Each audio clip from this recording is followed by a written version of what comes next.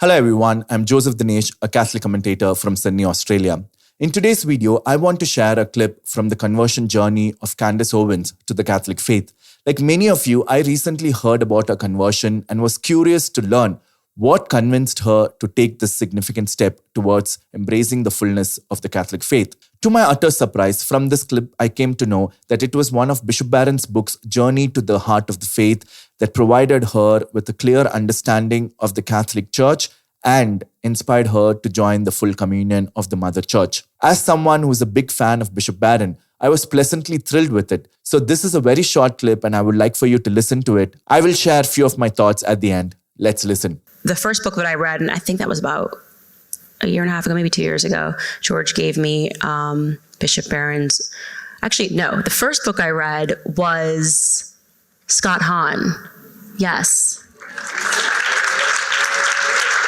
But I stayed a Protestant. I read it and I was like, okay, like, I don't know. He has a lot of books. This one, he was like, it was actually, maybe it was his wife.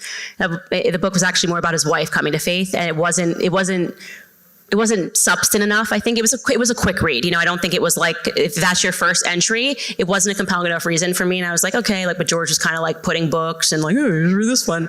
And I was like, I'm going to read this book. Here's another book.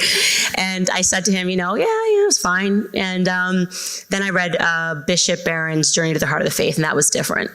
And honestly, I was seized in the first 15 pages where he started talking about, and this again kind of has the symmetry with politics, where he was talking about the root of the word, like diavolo, right? Like the devil wants to divide, and he was getting into what that actually means. Like division is an evil.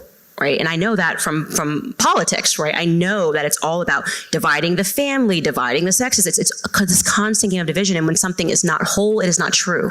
And so that kind of instantly made me go, okay. And it was just really beautiful. It was the book itself and the way that he was writing about it was very impassioned.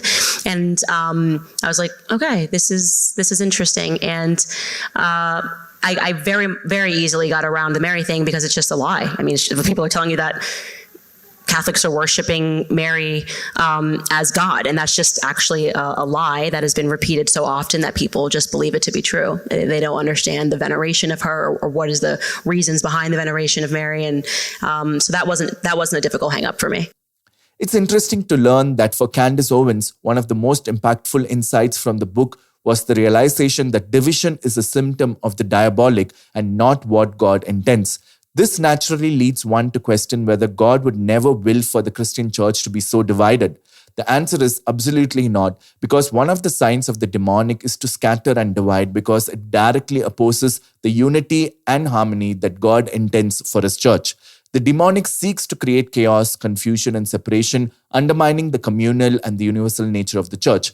This is evident in the countless divisions and Protestant denominations that have emerged over time to the point where we have lost count. Divisions and schisms are seen as contrary to God's will and a tactic of the demonic to weaken the faith community.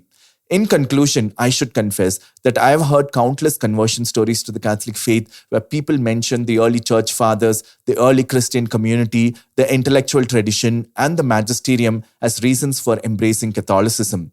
However, I've never heard anyone say that they were drawn to the Catholic faith because of its unity, even though it's one of the clear marks of the church. It is encouraging to know that someone as prominent as CANDACE Owens recognized this and embraced the fullness of the faith. I hope her testimony will be a shining light for many. God bless you.